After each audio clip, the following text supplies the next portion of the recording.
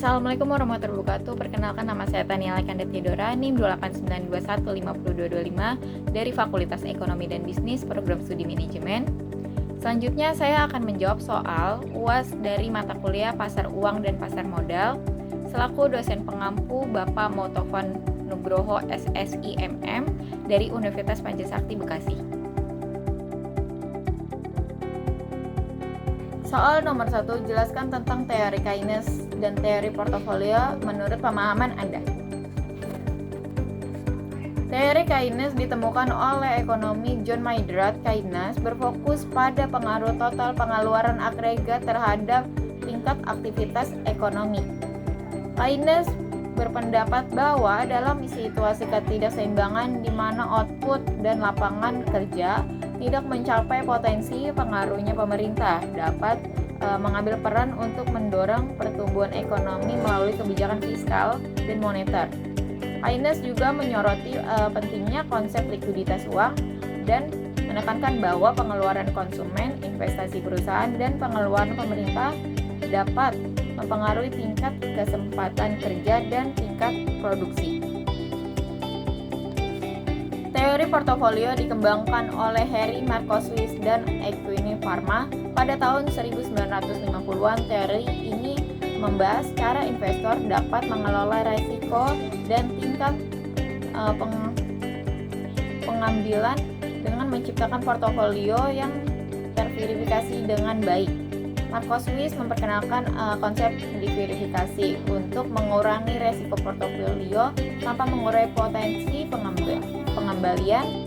Teori portofolio juga menyoroti konsep efisiensi pasar, yaitu bahwa investor rasional akan mencari portofolio optimal yang memberikan tingkat pengembalian tertinggi untuk tingkat risiko tertentu.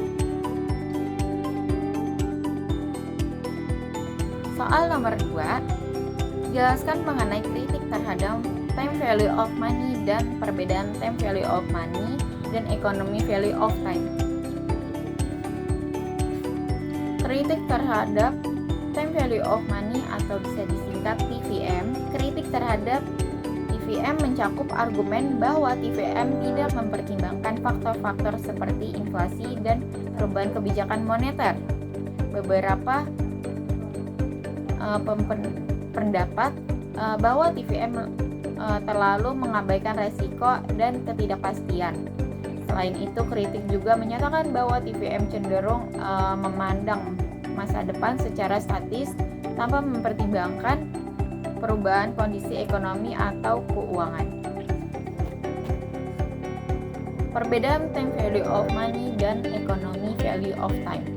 Time value of money atau bisa disingkat TVM berkaitan dengan konsep bahwa nilai uang berubah seiring berjalannya waktu karena faktor-faktor seperti inflasi atau tingkat pengembalian investasi. TVM digunakan untuk menilai waktu dari sejumlah uang di masa depan.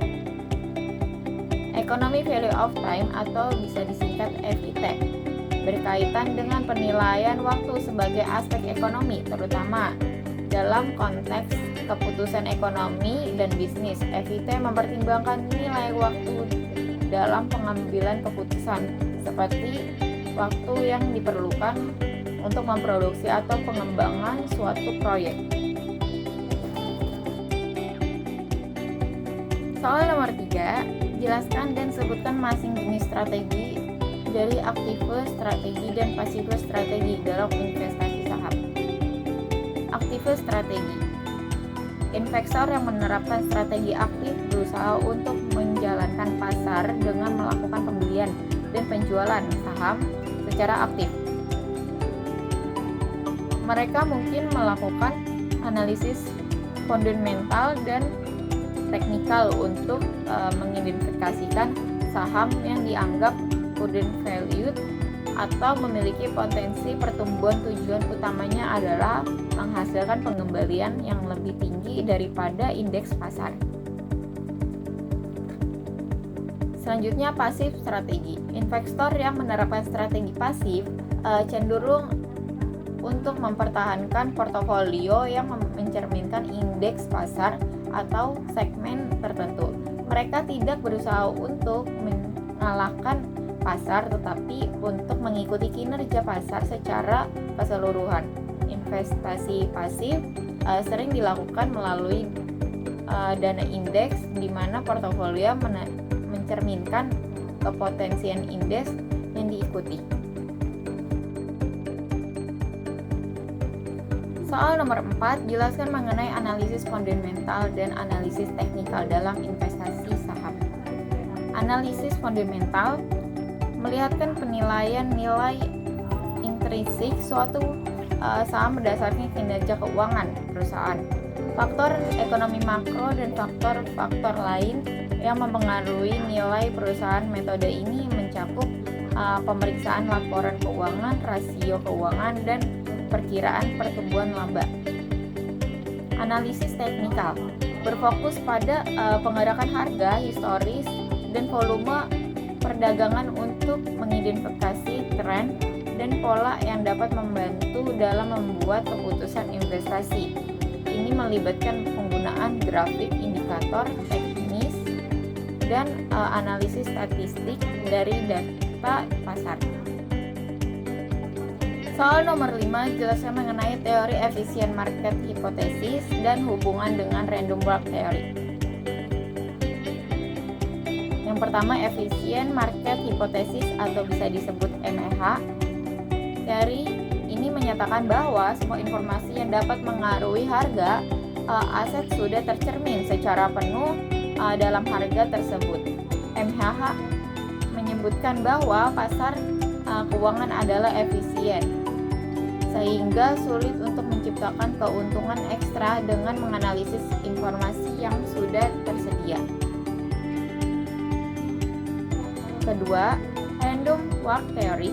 Teori ini merupakan konsep yang mendukung MEH, menyatakan bahwa pergerakan harga saham adalah acak dan tidak dapat diprediksi. Random walk theory menyiratkan bahwa harga saham bergerak seperti langkah acak, dan karena itu strategi perdagangan yang berdasarkan prediksi harga tidak akan berhasil secara konsisten. Selanjutnya, strategi investasi saham. Grow investing, mencari saham dan perusahaan yang dianggap memiliki prospek pertumbuhan yang kuat. Value investing, mencari saham dari perusahaan yang diperkirakan di perdagangan di bawah nilai intrinsik. Income investing, mencari saham yang membayar dividen yang stabil. Index investing, melakukan investasi secara langsung pada indeks pasar. Selanjutnya, relasi resiko return. Resiko adalah ketidakpastian dan hasil investasi. Peningkatan resiko seringkali diiringi dengan potensi return yang lebih tinggi. Return adalah keuntungan yang diperoleh dari investasi. Investor memerlukan kompensasi atas risiko yang dihadapi. Selanjutnya, teori portofolio dan diverifikasi. Teori ini mengumumkan bahwa dengan melakukan verifikasi portofolio, investor dapat mengurangi risiko tanpa mengorbankan return. Selanjutnya, strategi manajemen portofolio. Yaitu yang pertama ada strategi buy and hold. Kedua, rebalancing portofolio secara berkala. Ketiga, market timing strategi. Semoga materi ini bermanfaat.